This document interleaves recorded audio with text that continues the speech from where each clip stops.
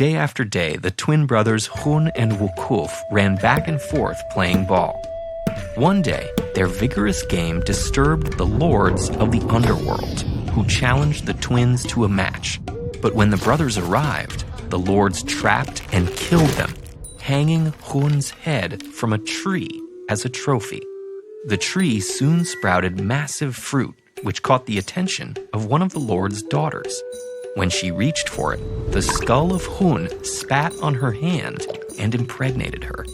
Fleeing her father's wrath, she sought refuge with her mother-in-law and gave birth to twin sons, Hunahpu and Ixbalanque.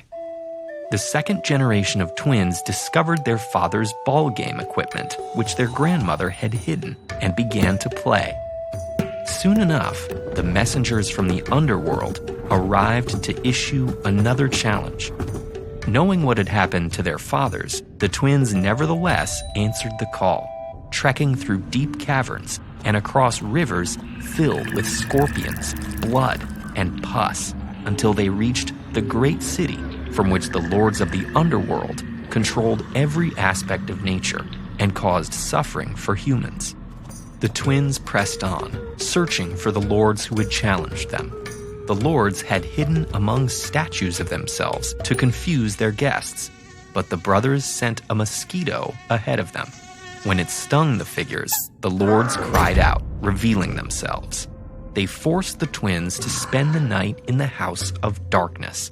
They gave them a torch, but warned they must return it unburnt or face death.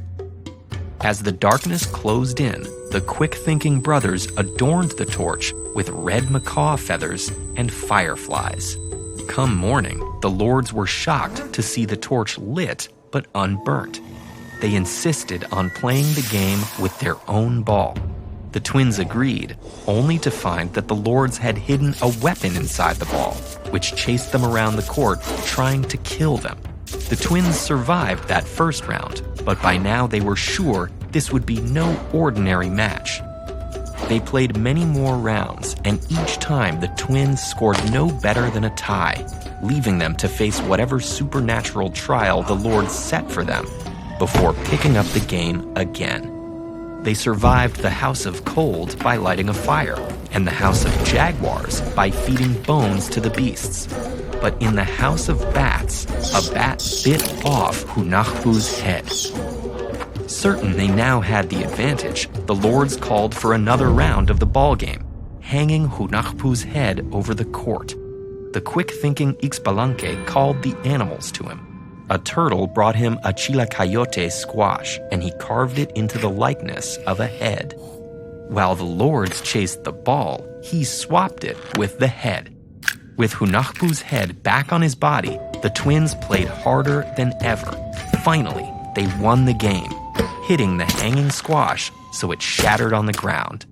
The twins knew their treacherous hosts would not take the loss well. To protect themselves, they enlisted a pair of seers. Sure enough, the lords burned the brothers in an oven, but the seers made sure their remains were thrown in the river, which restored them to life. The brothers then came before the lords disguised as two disheveled children and began to dance and perform miracles. For their final trick, Ixbalanque pretended to kill Hunahpu, then resurrect him. The lords were so delighted that they demanded the same trick be performed on them. Still in disguise, the brothers were only too happy to oblige and began killing the lords one by one. As the surviving lords realized who stood before them and that no resurrection was forthcoming, they begged for mercy, and the twins spoke their curse.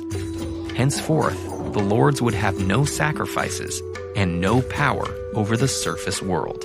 Their days of terrorizing humans were over.